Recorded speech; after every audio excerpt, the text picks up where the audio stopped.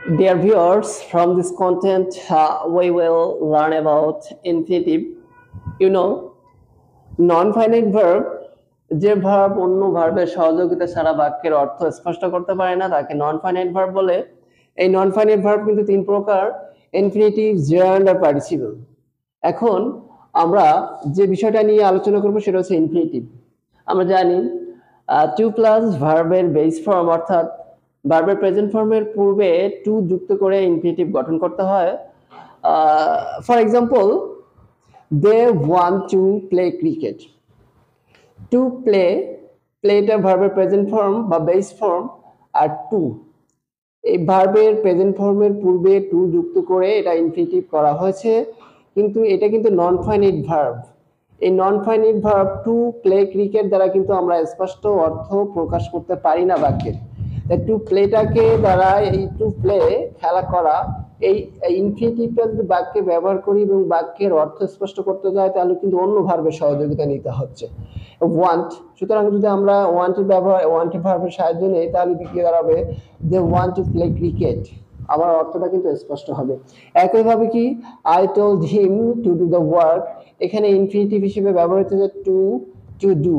Two হচ্ছে ভার্বের base form বা প্রেজেন্ট ফর্ম, তার পূর্বে টু যুক্ত করা হয়েছে, সুতরাং এটা ইনফিনিটিভ এবং বাক্যে অন্য ভার্বের সহযোগিতা নিয়ে কিন্তু স্পষ্ট একটা অর্থ প্রকাশ করছে। এই ইনফিনিটিভ আবার দুই ভাগে বিভক্ত। একটা হচ্ছে নাউন ইনফিনিটিভ আর একটা হচ্ছে gerundial or qualifying infinitive. Noun infinitive, noun infinitive আমরা নাউন যদি বলি, নাউন যে ইনফিনিটিভ নাউনের মতো কাজ করে তাকে আমরা নাউন ইনফিনিটিভ বলি। For example, to tell a lie is a sin. এখানে টু টেল আমরা সাবজেক্ট স্থানীয় যেটা বসে সেটাকে আমরা কিন্তু নাউন হিসেবে বলি। টু টেল কিন্তু এখানে ইজ ভার্বের সাবজেক্ট হিসেবে কিন্তু ব্যবহৃত হয়েছে। টু টেল ইনফিনিটিভটা কিন্তু সাবজেক্ট হিসেবে ব্যবহৃত হয়েছে। একইভাবে আই ওয়ান্ট টু প্লে, আমরা জানি ভার্বের পরে যেটা বসে অবজেক্ট, এই অবজেক্টটা কিন্তু টু প্লে, এটা কিন্তু নাউন হিসেবে আবার ইনফিনিটিভ একইভাবে নাউন হিসেবে ব্যবহৃত হয়েছে এবং ইনফিনিটিভ নাউন হিসেবে এখানে ব্যবহৃত হয়েছে। Another gerundial word qualifying infinitive. Gerundial এবং কোয়ালিফাইং ইনফিনিটিভ ব্যবহৃত হয় পারপোজ, কোন উদ্দেশ্য বোঝাচ্ছে, cause, condition, result. For example, I participated in the meeting to submit my paper. I participated in the meeting.